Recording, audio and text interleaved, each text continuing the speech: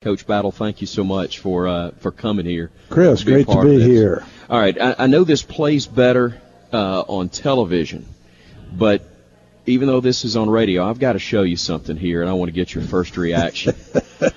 That's two dapper coaches, isn't it? Two dapper coaches. Just pulled up a picture on the iPad of Coach Bryant in a very – how have you gone from being the youngest coach in college football to the oldest rookie athletic director in college athletics? That's a pretty good run. Yeah, that's two records, two SEC records that I'm kind of proud of, I guess. You should be. It was, I guess that's called coming full circle. Was that the first meeting?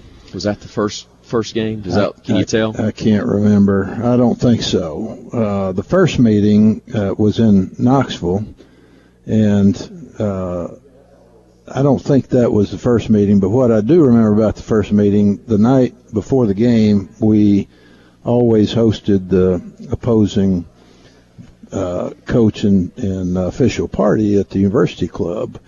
And so Coach Bryant came over and put his arm around me, and he said, I know you're going to really sleep well tonight. Did you at all? I did not.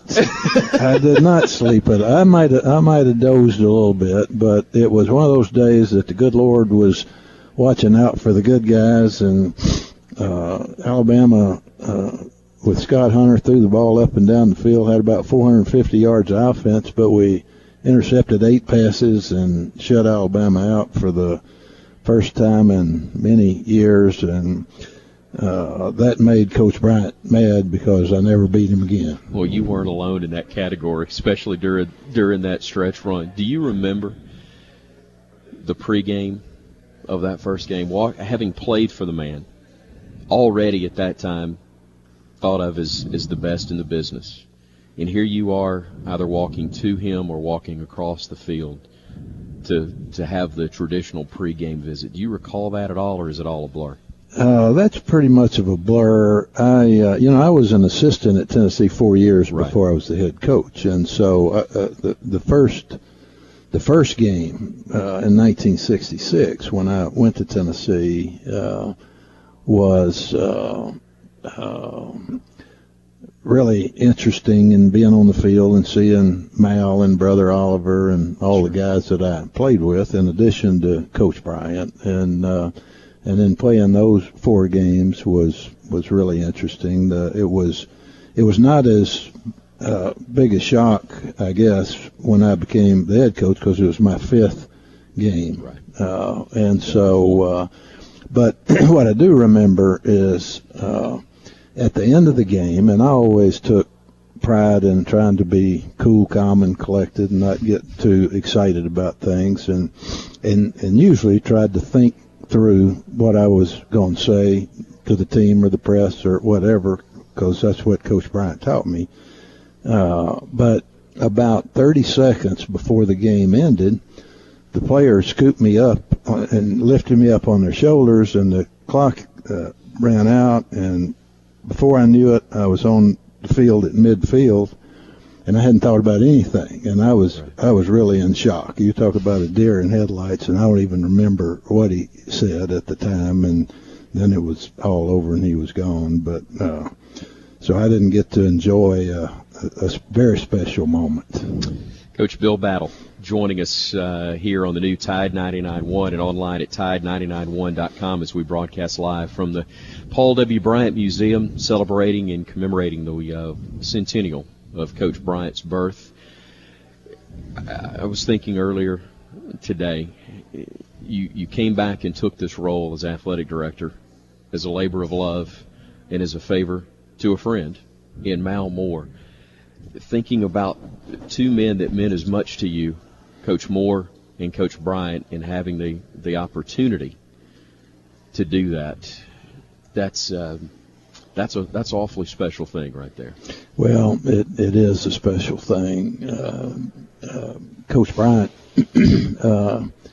there's not many days that go by that I don't think about Coach Bryant, what he would have done or what he would have thought. And I knew Mal had done a great job here, but I didn't know how truly great a job he had done until I had gotten to spend some time here and seen the staff that he's built, the facilities that he's built, and the programs that he's built, and it is truly amazing. And I'm one of the things that I'm most grateful for as it relates to Mal is that the university had the wisdom and the foresight to name the Mal Moore Athletic Facility in 2007 while he was still alive and in his good years, and in his so that he had time to enjoy that very special recognition, which will live on for generations. And the amazing thing is they kept it a secret until they pulled the veil back on it because they knew he wouldn't go for it if it wasn't already done. I didn't know that story. I had been told that was the case anyway. I may be incorrect, but it was awfully nice indeed. The irony that he wanted to follow Coach Bryant as football coach, didn't get the opportunity, but would ultimately be in that chair as athletic director. I don't know if during your coaching days that was something you allowed yourself to think of, perhaps one day being the next football coach at the University of Alabama, but sitting in that chair as Coach Bryant. Did the football side of it, did you have time that early? I mean, you were so young when it was going on.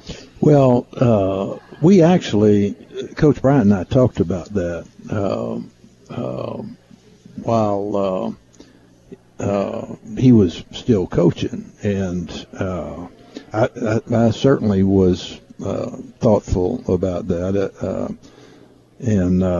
but I think he talked to some other people too, and as Charlie Mack and I used to talk about, Charlie McClendon from LSU played for Coach Bryant at Kentucky, and sure, we always got together at SEC meetings and always typically talked about, one of the things we talked about was that they write so many stories about how many coaches Coach Bryant put into coaching, they don't write many about how many he takes out. And while Coach Bryant and I talked a little bit about that,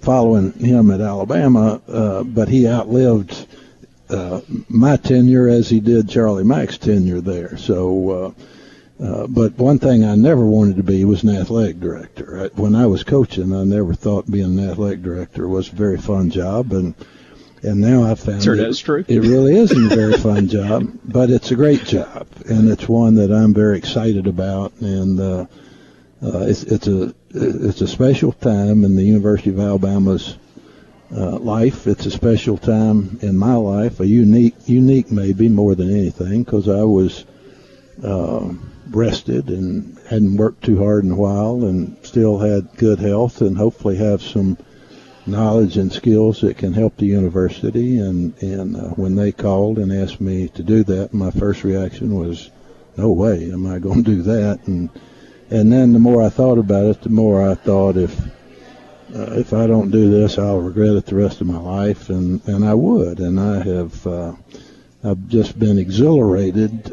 When I came here, I said, this is either going to kill me or keep me young, and I really believe that it'll keep me young, because I have thoroughly enjoyed most every day here. There are, when you have almost 300 employees and 500 student athletes, there are going to be highs and lows every day. But the ability to really truly feel that I am back home, and that the people have been so gracious in welcoming Mary and me back into the fold, and the chance to make a difference in young people's lives in ways that coaches and administrators made in my life during my time here is something that's a very worthy challenge, and what I look forward to when I wake up every day. Can't comment on it, I understand, but when I grabbed the Tuscaloosa News today, the lead story in the sports section there, and Suttle's writing that there are some changes coming for the facility just yards from where we're sitting, the baseball stadium, Sewell Thomas Stadium, and the potential of that taking place. Any comment that you can share as far as that's concerned? Yeah, we've made a recommendation to the board, which they will address on Friday, and there will be more discussion depending on what they say. Well, I'm looking at this headline, which I hadn't seen Have before. I thrown you a nasty slider? No, it's all right. And I apologize for that. That wasn't the intent. It having you over, but it popped up. That's all right. I think I can handle that one.